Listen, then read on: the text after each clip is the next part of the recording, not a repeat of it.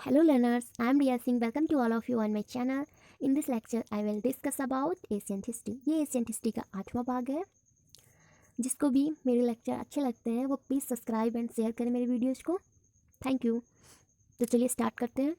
गुप्त साम्राज्य का उदय 3वीं शताब्दी के अंत में प्रयाग के निकट कौशाम्बी में हुआ। गुप्त वंश का संस्थापक श्रीगुप्त 240 से 280 ईस्वी में था। श्रीगुप्त का उत्तराधिकारी घटोत्कच 280 से 320 ईस्वी में हुआ। गुप्त वंश का प्रथम महान सम्राट चंद्रगुप्त प्रथम था। यह 320 ईस्वी में गद्दी पर बैठा। इसने लिच्छवी राजकुमारी कुमार देवी से विवाह किया। इसने महाराजाधिराज की उपाधि धारण की। गुप्त संवत 319 से 320 ईस्वी की शुरुआत चंद्रगुप्त प्रथम ने की। चंद्रगुप्त प्रथम का उत्तराधिकारी जो बना वो समुद्रगुप्त हुआ, जो 335 ईस्वी में राजगद्दी पर बैठा और इसने आर्यावर्त के 9 शासकों और दक्षिणावर्त के 12 शासकों को पराजित किया। इन्हीं विजयों के कारण भारत का इसे क्या समुद्रगुप्त को क्या कहा जाता है? भारत का नेपोलियन। इसने क्या क्या किया है? इसने अश्वमेध कर्ता, विक्रमंक एवं परम भागवत की भी उपाधि धारण की। इसे कविराज भी कहा जाता है। इसे भारत का नेपोलियन भी कहा जाता है और कविराज भी कहा जाता है। नोट, परम भागवत की उपाधि धारण करने वाला प्रथम गुप्त शासक समुद्रगुप्त है। याद रखिएगा, परम भागवत की उपाधि धारण करने वाला प्रथम गुप्त शासक समुद्रगुप्त था। समुद्रगुप्त विष्णु का उपासक था। समुद्रगुप्त संगीत प्रेमी भी था। ऐसा अनुमान उसके सिक्कों पर उसे वीणा वादन करते हुए दिखाया जाने से लगाया गया है। समुद्रगुप्त का दरबारी कवि जो था हर्षेड था। याद रखिएगा, जो उनका दरबारी कवि था वो कौन था? हर्षेड था, जिसने इलाहाबाद प्रशस्ति लेख की रचना की। समुद्रगुप्त का उत्तराधिकारी चंद्रगुप्त सेकंड हुआ, जो 380 ईस्वी में राजगद्दी पर बैठा। समुद्रगुप्त सेकंड के शासनकाल में चीनी बौद्ध यात्री फाहियान भारत आया। चंद्रगुप्त सेकंड के शासनकाल में जो चीनी बौद्ध यात्री जो आया था उसका नाम कौन था? फाहियान था। इंपॉर्टेंट है, पूछा जाता है। शकों के विजय के उपलक्ष्य में चंद्रगुप्त सेकंड ने चांदी के सिक्के चलवाए। साप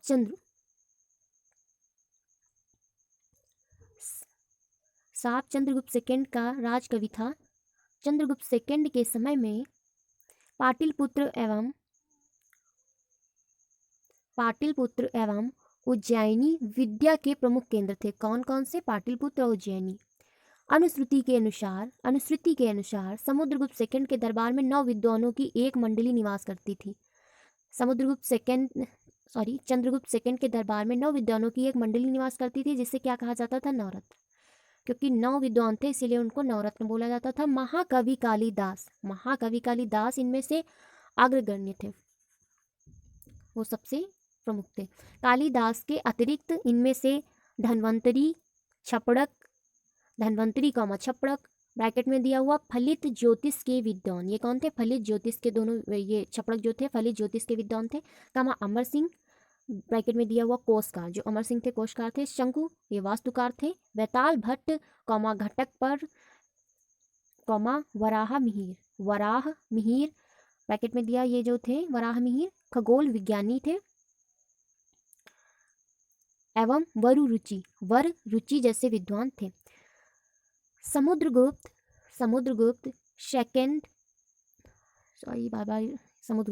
आता है।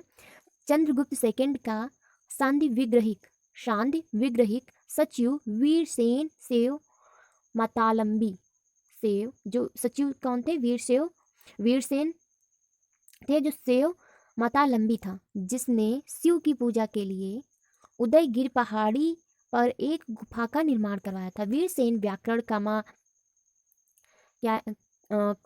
न्याय मीमांसा एवं शब्द का प्राकंड पंडित तथा एक कवि भी था। चंद्रगुप्त सेकंड का उत्तराधिकारी कुमारगुप्त फर्स्ट या गोविंद गुप्त 415 ईस्वी से 454 ईस्वी हुआ। नालंदा विश्वविद्यालय की स्थापना कुमारगुप्त ने की थी। कुमारगुप्त फर्स्ट का उत्तराधिकारी स्कंद गुप्त 455 से 467 ईस्वी में हुआ। स्कंद गुप्त ने गिरनार पर्वत पर स्थित सुदर्शन झील का पुनरुद्धार किया। स्कंदगुप्त ने पर्णदत्त को सौराष्ट्र का गवर्नर नियुक्त किया। स्कंदगुप्त के शासन काल में ही हुड़ों का आक्रमण शुरू हो गया। अंतिम गुप्त शासक जो अंतिम थे विष्णुगुप्त थे। गुप्त साम्राज्य की सबसे बड़ी प्रादेशिक इकाई देश थी, जिसके शासक को गोपना कहा जाता था। एक दूसरी प्रादेशिक इकाई भुक्ति थी, जिसके शासक उपरिक कहलाते थे। भुक्ति के नीचे विषय नामक प्रशासनिक इकाई होती थी, जिसके प्रमुख विषयपति कहलाते थे। पुलिस विभाग का मुख्य अधिकारी दंडपाशिक कहलाता था। पुलिस विभाग के साधारण कर्मचारियों को चाट एवं भाट कहा जाता था। प्रशासन की सबसे छोटी इकाई ग्राम थी। ग्राम का प्रशासन ग्राम सभा द्वारा संचालित होता था। ग्राम सभा का मुखिया ग्रामीक कहलाता था एवं अन्य सदस्य महात्तर कहलाते थे।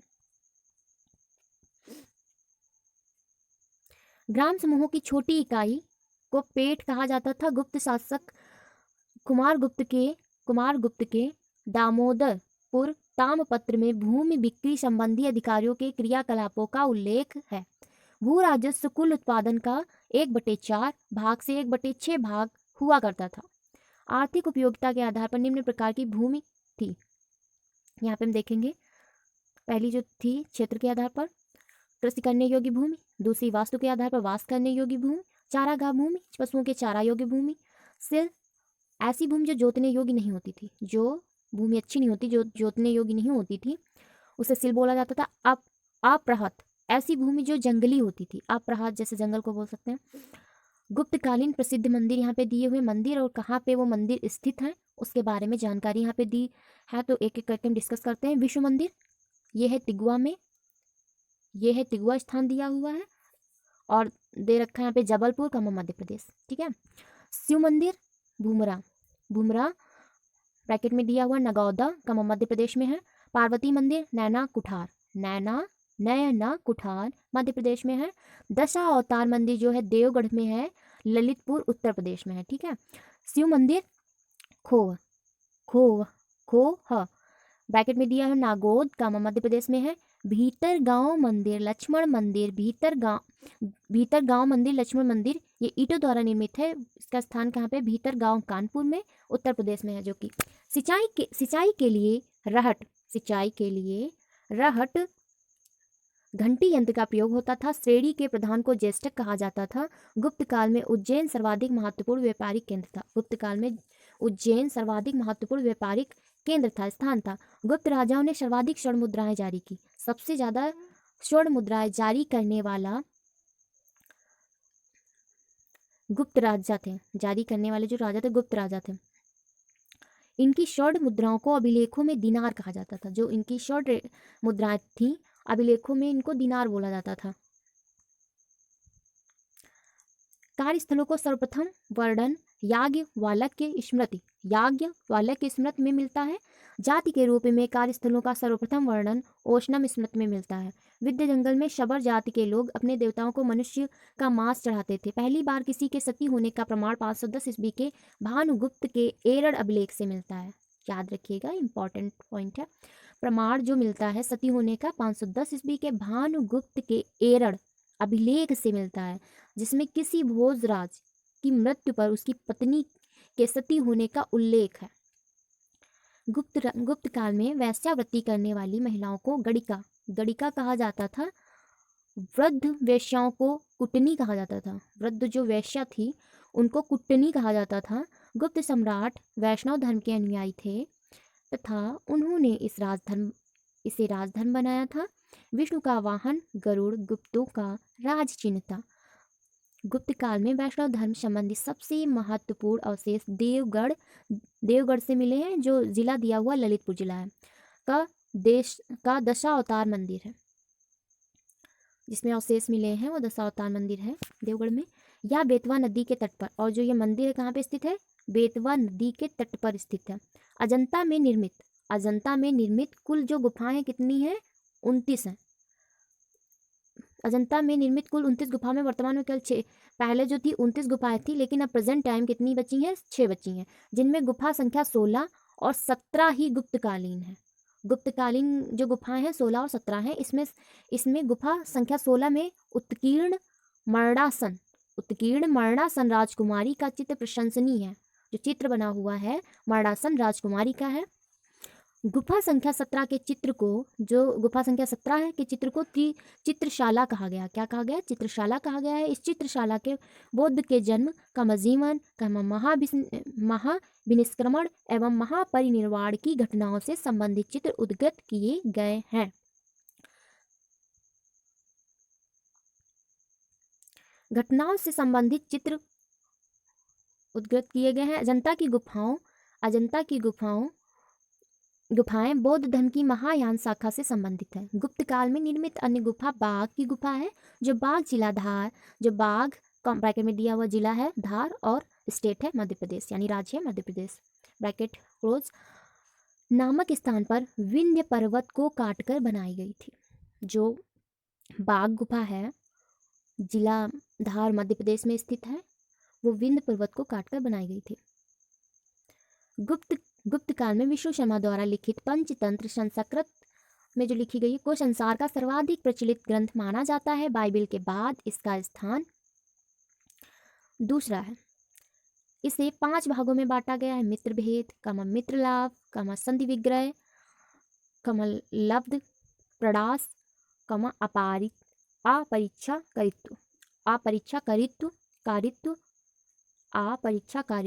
आर्यभट्ट ने आर्यभट्टियम एवं सूर्य सिद्धांत नामक ग्रंथ लिखे। उसने सूर्य ग्रहण एवं चंद्र ग्रहण के वास्तविक कारण बताए। आर्यभट्ट पहला भारतीय नक्षत्र वैज्ञानिक थे जिसने घोषणा की कि पृथ्वी अपनी धुरी पर घूमती है। वराह मिहिर की पुस्तक वृहद संहिता में नक्षत्र विद्या, वनस्पति शास्त्र, प्राकृतिक इतिहास और भौतिक भूगोल के विषयों में चर्चा की गई है। वराह मिहिर ने पंच सिद्धांत बृहजाक और लघु जातक की रचना भी की।